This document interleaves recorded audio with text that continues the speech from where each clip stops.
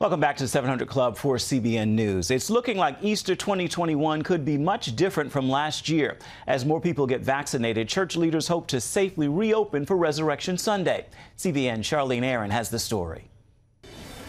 In 2020, many churches closed doors and moved to virtual services as COVID-19 forced churchgoers to celebrate Easter through computer screens and mobile phones.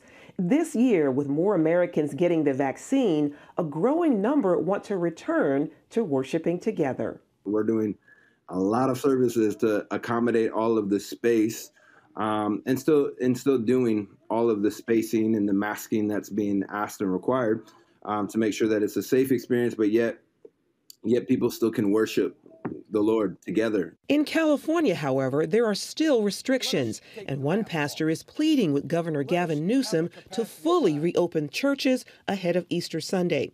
Several churches sued over extreme restrictions banning in-person services.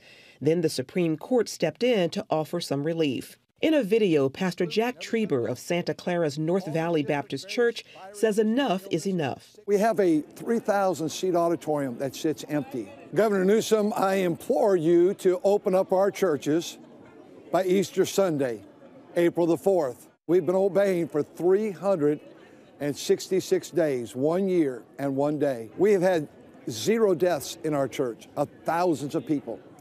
We've had 0 hospitalizations. Thanks to the rollout of the COVID vaccine, Americans are ready to head back to church. According to a Pew Research study, roughly 4 in 10 plan to attend Easter services in person this year. Most people who are comfortable with coming back have come back, and we're expecting, as the numbers have continually gone down and people are getting vaccinated, people are more comfortable, we're expecting people to start coming back. Not everyone agrees. Pastor Siobhan Smith and her husband lead New Generation Church in Berlin, New Jersey. Like most congregations, they took their services online when the pandemic hit, then moved back inside with a 25% capacity and other safety precautions. When New Jersey lifted restrictions, the church hosted an anniversary celebration, a move Pastor Smith now regrets. Church was full. Following the service on Sunday, we're starting to feel, feeling a little flu symptoms. Some coughing, some got headaches, some have fever. My son tested positive. My husband tested positive. My daughter tested positive. Every day, we're still getting reports, tested positive. The musician tested positive.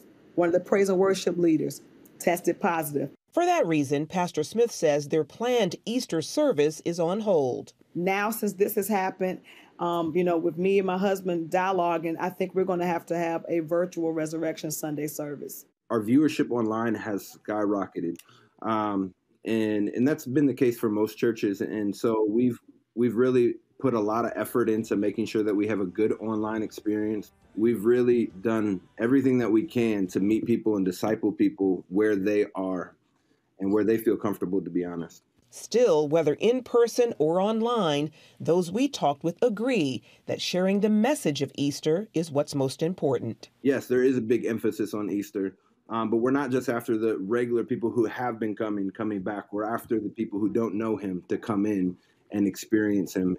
Charlene Aaron, CBN News.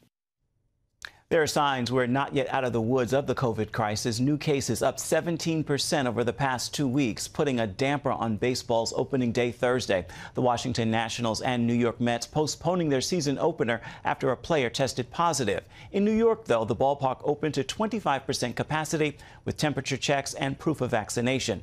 Meanwhile, Pfizer announcing its vaccine remains 91% effective after 6 months. A late-season cold snap bringing potential record cold temperatures to the southeast today. People waking up to temperatures in the upper 20s in some areas and a hard freeze expected in some states overnight. Temps will dip into the 20s and low 30s in Alabama and Georgia, all the way up to Tennessee, the Carolinas, and much of Virginia.